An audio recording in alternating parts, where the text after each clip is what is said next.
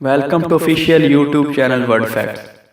دوستو، نقیب اللہ مسعود نہ صرف فیس بک کا ہیرو بلکہ دکھنے میں بھی اصلی ہیرو لگتا تھا۔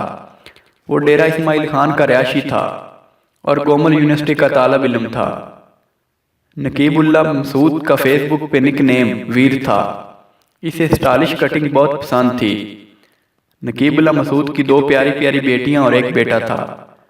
نقیب اپنے بیٹے کو پاک آرمی میں بھیجنے کا خواہشمند تھا۔ نقیب کو ماڈل کی طرح تصویریں بنانے کا بہت شوق تھا۔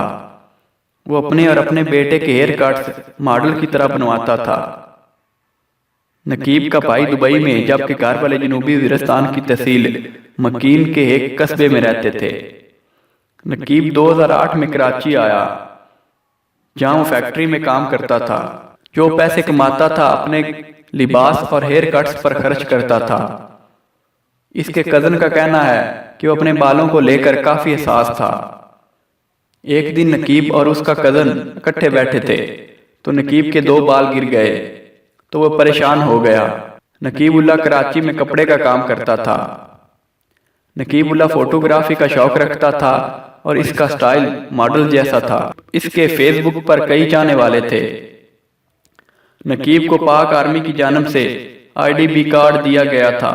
کارڈ قبائلی علاقوں سے نقل مکانی کرنے والے افراد کو کڑی تفتیش کے بعد دیا جاتا ہے۔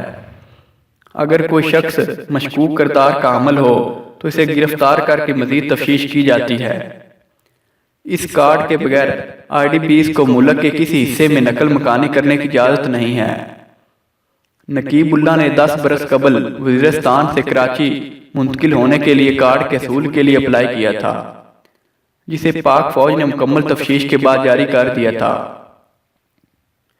جس سے یہ بات ثابت ہوتی ہے کہ نقیب کسی بھی قسم کے مشکوک کردار کا حامل نہیں تھا اور نہ ہی مشکوک سرگرمیوں میں ملوث تھا۔ اس سے ثابت ہوتا ہے کہ نقیب کو راو انوار نے اپنے پروموشن کے لیے جعلی پولیس مقابلے میں شہید کیا۔ آپ سب دوستوں سے گزارش ہے کہ نقیب اللہ مسعود کے لیے اپنی آواز بلند کیجیے۔ اللہ تعالیٰ شہید نقیب اللہ مسعود کے درجات بلند فرمائے۔ ویڈیو دیکھنے کا شکریہ۔ اللہ حافظ۔